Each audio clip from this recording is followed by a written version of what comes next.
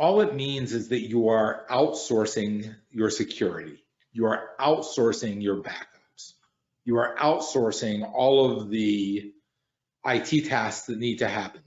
It doesn't mean they don't need to happen on your end, because you still need to set up your groups correctly when you set up, again, we use Microsoft, when you set up your Azure Active Directory, you still need to set up rights properly there.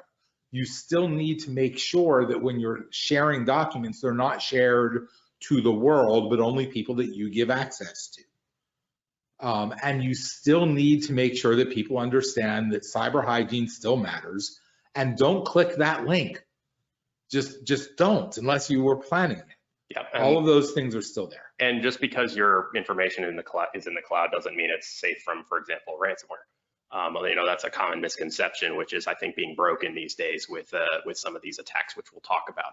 But it's really important to understand that while it might be safer if, you know, some of the security is taken off of your plate, it might be not safer in the fact that you don't know what you need to do on, you know, what's remaining. For example, making sure that your role-based access, like Ron said, is set up properly is a huge piece, and it's really easy to mess that up. So that's just one example, but you know, you have controls depending on what you have in the cloud. If you're doing container orchestration, there is a lot that you need to make sure you're doing correctly in terms of security groups, ACLs, role-based access, identity management, all that stuff.